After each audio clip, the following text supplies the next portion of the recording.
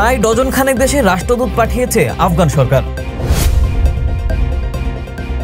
এবার বিদেশে দক্ষ শ্রমিক পাঠানো শুরু করেছে আফগান সরকার। শুরুতেই 2000 শ্রমিক যাচ্ছে কাতারে।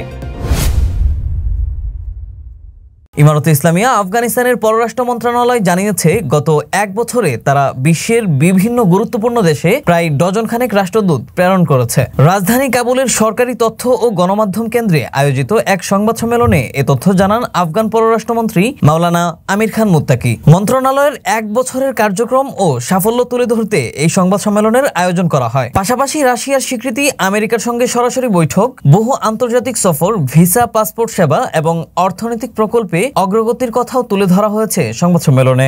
রাশিয়ার স্বীকৃতি প্রসঙ্গে পররাষ্ট্রমন্ত্রী মাওলানা আমির খান মুত্তাকি বলেন, রাশিয়ার পক্ষ থেকে ইমারতে ইসলামিয়া আফগানিস্তানকে আনুষ্ঠানিক স্বীকৃতি দেওয়া আমাদের জন্য একটি বড় অর্জন এবং গুরুত্বপূর্ণ অগ্রগতি। এই স্বীকৃতির মাধ্যমে দেশের বৈদেশিক সম্পর্ক এবং পারস্পরিক বোঝাপড়ার সীমা ছাড়িয়ে স্বীকৃতির স্তরে উন্নীত হয়েছে। তিনি জানান, চীন, সংযুক্ত আরব আমিরাত ও উজবেকিস্তানের পর গত বছর রাশিয়া, পাকিস্তান ও তুরস্কেও কূটনৈতিক সম্পর্ক রাষ্ট্রদূত পর্যায়ে উন্নীত হয়েছে।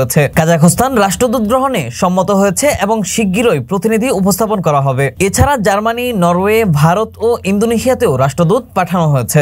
মার্কিন যুক্তরাষ্ট্রের সঙ্গে সম্পর্ক নিয়ে মাওলানা মুত্তাকি বলেন, ইমারতে ইসলামিয়া আফগানিস্তান এখনো আমেরিকার সঙ্গে যোগাযোগ রেখেছে এবং ইতোমধ্যে দুই পক্ষের মধ্যে সরাসরি দ্বিপাক্ষিক বৈঠক অনুষ্ঠিত হয়েছে। আমরা ভারসাম্যপূর্ণ পররাষ্ট্রনীতির ভিত্তিতে আমেরিকা সহ সকল দেশের সঙ্গে ইতিবাচক সম্পর্ক চাই। পররাষ্ট্র মন্ত্রণালয়ের কনসুলার বিভাগের পরিচালক ডক্টর মোহাম্মদ শোয়েব বরিয়ালি জানান, গত বছর 176টি দেশে প্রায় 2,50,000 বিদেশিকে ভিসা দেওয়া হয়েছে, যা আগের বছরের তুলনায় 60% বেশি। এছাড়া আফগান প্রতিনিধিদের 100টির বেশি আন্তর্জাতিক সফর সমন্বয় ও সহায়তা করা হয়েছে। তিনি আরও বলেন, কিছু দেশের নিষিদ্ধ তালিকা থেকে তালেবান নামটি এবং ইমারতে ইসলামিয়ার কয়েকজন নেতার নাম আমেরিকার পুরস্কার তালিকা থেকে সরিয়ে নেওয়া হয়েছে। আফগান পররাষ্ট্র মন্ত্রণালয় জানায়, গত বছর কাবুল শহর, Russia, Belarus, America, Kazakhstan, Turkmenistan, Uzbekistan, Pakistan, Iran, Qatar, Saudi Arab, Malaysia, Indonesia এবং জাতিসংঘ সহ একাধিক আন্তর্জাতিক সংস্থার উচ্চ পর্যায়ের প্রতিনিধিদের স্বাগত জানিয়েছে।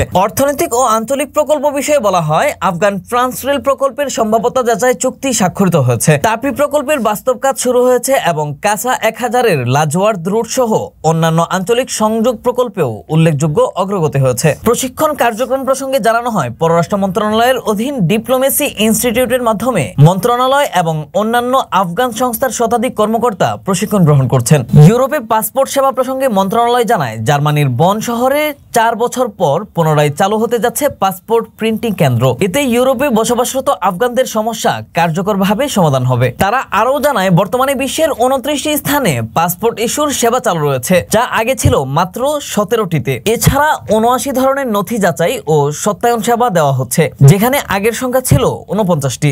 সংবাদ সম্মেলনে বাণিজ্য প্রসঙ্গে বলা হয়, রপ্তানি বৃদ্ধি, বিনিয়োগ আকর্ষণ এবং শুল্ক ছাড় ভিত্তিক চুক্তিগুলোর ফলে ইমারতের বাণিজ্য ভারসাম্য আরও ইতিবাচক হয়েছে। মন্ত্রণালয়ের অর্থনৈতিক সম্পর্ক বিভাগ আরও জানায়, এশীয় উন্নয়ন ব্যাংক, ইসলামী উন্নয়ন ব্যাংক সহ বিভিন্ন সংস্থার সঙ্গে সহযোগিতার মাধ্যমে স্থগিত প্রকল্প পুনরায় চালু, বেসরকারি খাতে সহায়তা এবং দারিদ্র্য বিমোচনের লক্ষ্যে উদ্যোগ গ্রহণ করা হয়েছে।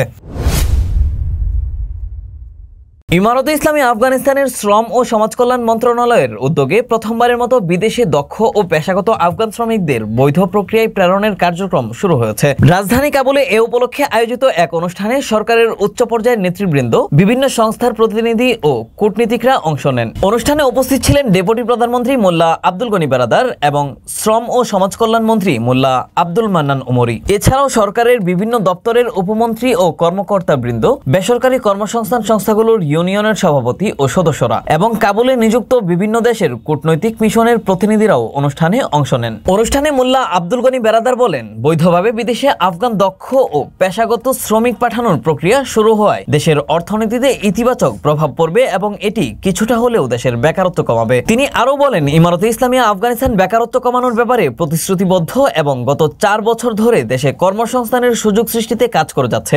দেশি বিদেশি বিনিয়োগ আকর্ষণ, অন্যান্য দেশের সঙ্গে অর্থনৈতিক অর্থনৈতিক ও বাণিজ্যিক সম্পর্ক সম্প্রসারণ এবং বড় ও ছোট জাতীয় ও বুনিয়াদী প্রকল্প বাস্তবায়নের মাধ্যমে কর্মসংস্থান বাড়ানোর উদ্যোগ নেওয়া হয়েছে। মোল্লা আব্দুল মান্নান ওমরি বলেন, আফগান শ্রমিকরা বিশ্বাসযোগ্য মানুষ। আমি নিশ্চিত তারা যেসব দেশে কাজ করতে যাবেন সেখানে সংশ্লিষ্ট দেশের আইন ও সংস্কৃতির প্রতি শ্রদ্ধা রেখে কাজ করবেন এবং আমাদের সমাজ ও দেশের সুনাম বহন করবেন। তিনি আরও বলেন, কাতারের সঙ্গে শ্রমিক পাঠানোর বৈধ চুক্তি একটি গুরুত্বপূর্ণ ও মৌলিক সূচনা। এছাড়া সৌদি আরব, সংযুক্ত আরব আমিরাত, ওমান, তুরস্ক ও রাশিয়ার সাথেও একই রকম সমঝোতার আলোচনার প্রক্রিয়া চলছে। আমরা দৃঢ় প্রতিজ্ঞ যে ভবিষ্যতে এসব দেশেও দক্ষ ও পেশাগত শ্রমিক প্রেরণ করা হবে। তিনি বলেন, শ্রম ও সমাজ কল্যাণ মন্ত্রণালয় প্রতিশ্রুতিবদ্ধ যে বৈধভাবে প্রেরিত শ্রমিকদের সুরক্ষা ও আইনগত অধিকার নিশ্চিত করা হবে এবং একই সঙ্গে বিদেশে অবৈধ অভিবাসন রোধে প্রয়োজনীয় পদক্ষেপ নেওয়া হবে যাতে আফগান শ্রমিকদের মর্যাদা, সম্মান ও ইজ্জত বজায় থাকে। আফগান ডেপুটি পররাষ্ট্রমন্ত্রী ডক্টর মোহাম্মদ নাইম বলেন, আমরা সহযোগিতার আশ্বাস দিচ্ছি। কাতারকে ধন্যবাদ জানাই যে তারা এই পদক্ষেপে সহযোগিতা করেছে। কাতার আফগানদের একজন ঐতিহাসিক বন্ধু হিসেবে প্রমাণ করেছে।